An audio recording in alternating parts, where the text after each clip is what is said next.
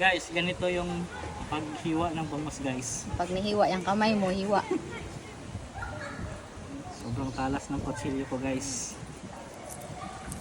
Yan o. Pag pang-ihaw guys, dito ang biyak sa likod guys. Hindi yan alam ng mga tao guys. Sis, yabang. Wow! Grabe na fillet siya oh. Sis, Na fillet. Sobrang talas. Wow! Amazing!